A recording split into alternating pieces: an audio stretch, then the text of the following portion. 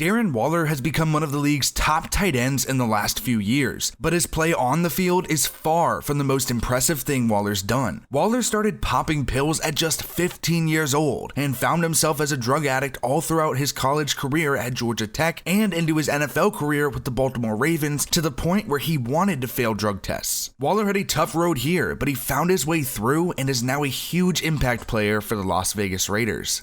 First, I'd like to acknowledge that the majority of the people who watch our videos aren't subscribed to the channel. Help us out by subscribing and joining us on our way to 100K, because it's coming fast and you don't want to miss your opportunity to enlist in the J&D Army. Darren Waller has had success on the field with the Las Vegas Raiders, but his road to superstardom and a $27 million contract was far from easy. His drug addiction nearly cost him his life, but for the full story of how Waller beat his addiction and became an NFL star, we have to start at the beginning. Darren Charles Waller was born on September 13th, 1992 in Landover, Maryland. Waller comes from a musical background. His great-grandfather was jazz musician Fats Waller. Darren has never lost musical roots and likes to produce music in his free time. Waller was raised in Colorado Springs, Colorado for a short amount of time and mainly in Marietta, Georgia. He grew up in a middle-class area with two parents and did well at school, but excelled even more on the gridiron even at an early age. At North Cobb High School in Kennesaw, Georgia, Waller made remarks that he was mainly friends with white kids and would be told that he wasn't black enough. He was a star on the football field, playing both wide receiver and safety for the Warriors, but he was dealing with his own battle off the field. Darren's father said that he believes Waller took pills out of the family pill cabinet that caused him to start becoming more relaxed and going with the flow.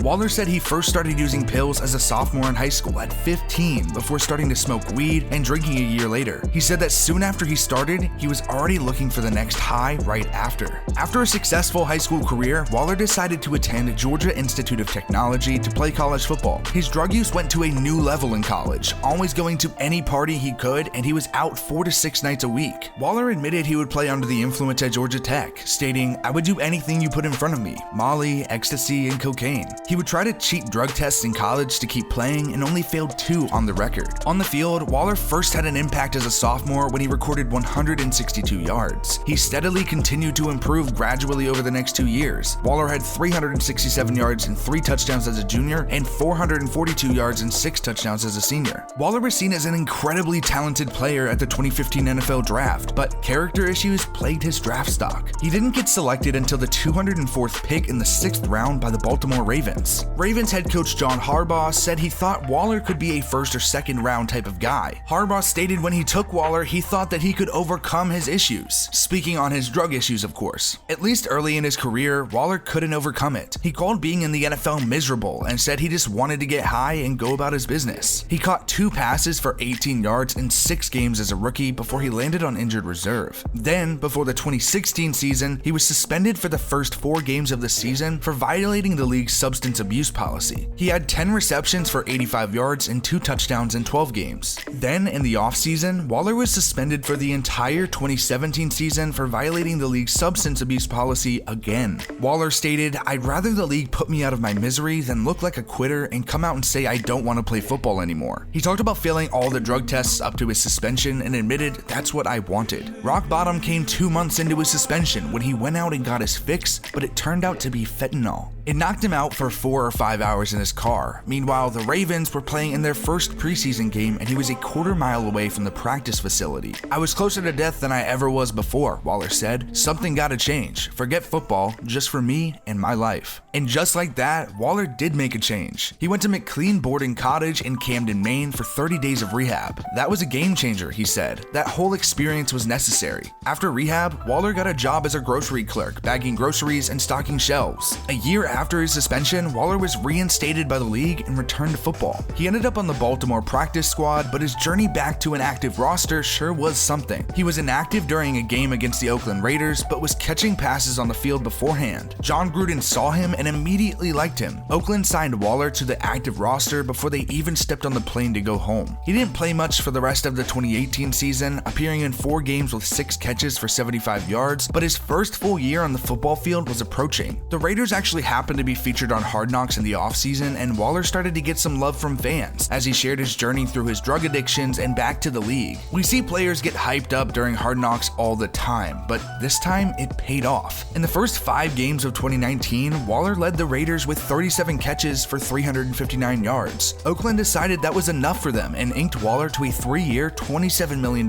contract. He certainly was not a fluke and went on to record 1,145 yards and 3 touchdowns. Waller even debuted on the NFL 100 list at number 99. 2020 has started off a bit slow for Waller in the Raiders' first season in Las Vegas. He has 394 yards and 4 touchdowns through 8 games. Often overlooked about his crazy journey to becoming a star, Waller played wide receiver in college and played for the Ravens at that position. The 6'6", 255-pound athlete has found a natural role at the tight end position, and it's safe to say it's worked out. On top of finding his way to prosperity on the field, Waller founded the Darren Waller Foundation. The foundation's mission statement reads, "The purpose of the foundation is to equip youth to avoid and overcome addictions to drugs and alcohol, and support youth and their families during their recovery and treatment journey." Waller is the acting president, helping the youth get through and avoid the same situations that he once found himself. This video is different from our usual content, much like an Alex Smith video we did a few months ago. These kinds of stories are about so much more than football. Darren Waller was able to get through a drug addiction where he could have died at his rock bottom. Waller steps on the field every Sunday and we love watching him play, but what he has gone through to get where he is today is the real story.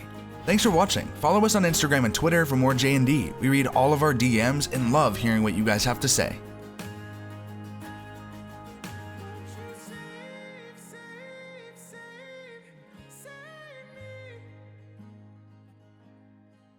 Won't you save